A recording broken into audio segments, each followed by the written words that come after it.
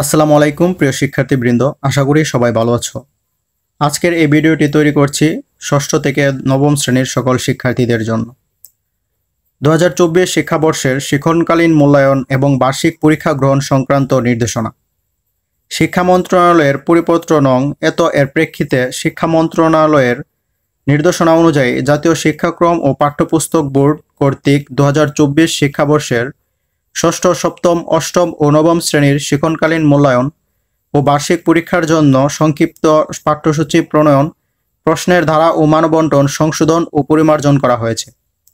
সাধারণ মাদ্রাসা ও কারিগরি শিক্ষাধারার মাধ্যমিক স্তরের সকল শিক্ষা প্রতিষ্ঠানে 2024 শিক্ষাবর্ষের ষষ্ঠ থেকে নবম শ্রেণীর শিক্ষণকালীন এবং বার্ষিক পরীক্ষা পরিমার্জিত মূল্যায়ন নির্দেশনার আলোকে অনুষ্ঠিত হবে।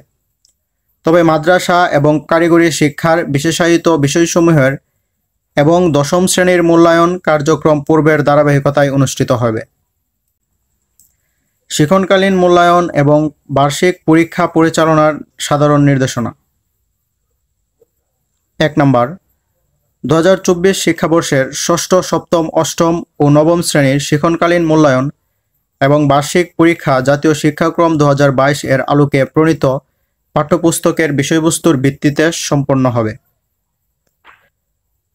2 নম্বর, মূল্যায়ন কার্যক্রম শিক্ষণকালীন মূল্যায়ন এবং বার্ষিক পরীক্ষা দুটি ভাগে অনুষ্ঠিত হইবে।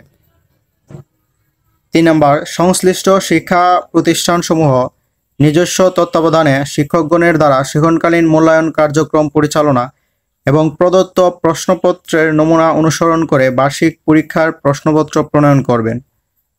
তবে কোনো ক্রমেই নমুনা প্রশ্নপত্র হুবহু ব্যবহার করা যাবে না।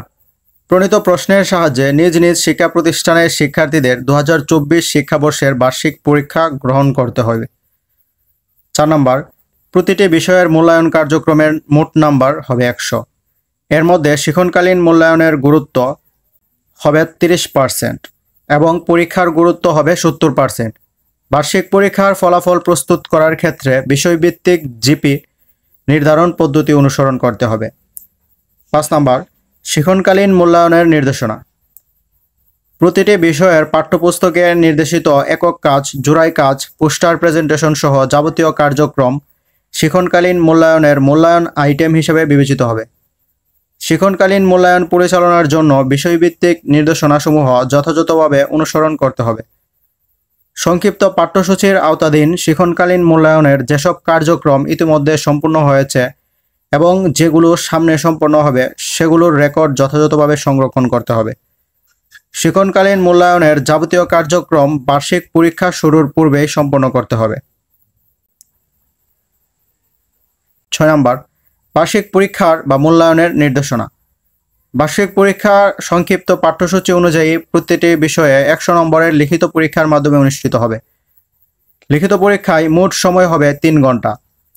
লিখিত পরীক্ষার প্রশ্নপত্র প্রণয়নের নির্দেশনা, প্রশ্নের কাঠামো, মানবন্টন বিষয়ভিত্তিক নির্দেশনায় বিস্তারিত দেওয়া আছে। বিষয়ভিত্তিক নির্দেশনায় প্রদত্ত নমুনা প্রশ্নপত্র দেওয়া আছে। 7 নম্বর, লিখিত পরীক্ষার উত্তর লেখার জন্য পূর্বের ন্যায় বিদ্যালয় কর্তৃক প্রয়োজনীয় খাতা সরবরাহ করতে হবে। 8 নম্বর, বার্ষিক ফলাফল প্রস্তুত করার ক্ষেত্রে বিষয়ভিত্তিক জিপি নির্ধারণ পদ্ধতি। শ্রেণী উত্তরণের জন্য ষষ্ঠ থেকে নবম শ্রেণীর শিক্ষার্থীদের বার্ষিক ফলাফল প্রস্তুত করার ক্ষেত্রে প্রতিটি বিষয়ের মোট নম্বর হবে 100। এই 100 নম্বরের মধ্যে ধারাবাহিক বা শিক্ষণকালীন মূল্যায়নের হোয়াইট টেক্সট হবে 30% এবং লিখিত বার্ষিক পরীক্ষার হোয়াইট টেক্সট হবে 70%। যেহেতু প্রত্যেক বিষয়ে ধারাবাহিক বা শিক্ষণকালীন মূল্যায়নের জন্য বরাদ্দকৃত মোট নম্বর 30 এবং লিখিত পরীক্ষার জন্য বরাদ্দকৃত মোট নম্বর 100, সেহেতু একজন পরীক্ষার্থী একটি বিষয়ের বার্ষিক ফলাফল প্রস্তুত করার ক্ষেত্রে ওই বিষয়ের ধারাবাহিক বা শিক্ষণকালীন মূল্যায়নের তার প্রাপ্ত নম্বরের সাথে লিখিত বার্ষিক পরীক্ষায় প্রাপ্ত নম্বরের 70% যোগ করে ওই বিষয়ের বার্ষিক ফলাফল বা গ্রেড নির্ণয় করতে হবে।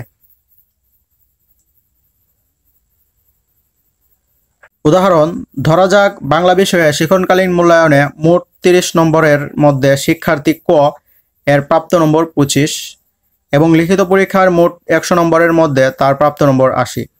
বাংলা বিষয়ে তার বার্ষিক ফলাফল বা গ্রেড নির্ধারণের ক্ষেত্রে তার ধারাবাহিক মূল্যায়নের প্রাপ্ত 25 নম্বরের সাথে লিখিত পরীক্ষায় প্রাপ্ত 30 নম্বরের 70%, অর্থাৎ 80 × 70% = 56 যোগ করে বাংলা বিষয়ে তার প্রাপ্ত মোট নম্বর হবে 25 + 56 = 81।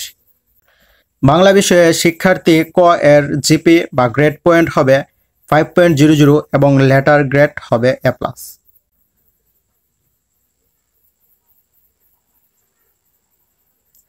বিষয়ভিত্তিক ফলাফল প্রদানের ক্ষেত্রে নম্বরের পরিসর গ্রেড পয়েন্ট ও লেটার গ্রেড। প্রাপ্ত নম্বর 80 থেকে 100 হলে গ্রেড পয়েন্ট হবে 5.00, লেটার গ্রেড হবে A+।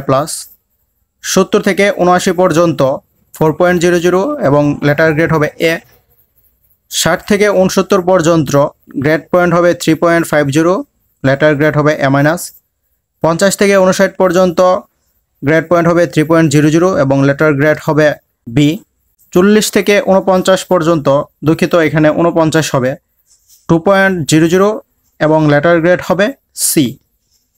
33 থেকে 39 পর্যন্ত গ্রেড পয়েন্ট হবে 1.00 এবং লেটার গ্রেড হবে D এবং 32-এর নিচে পড়লে ফেল। একটি বিষয়ে সর্বনিম্ন D গ্রেড পেলে ওই বিষয়ে শিক্ষার্থীকে উত্তীর্ণ বলে বিবেচনা করা হবে।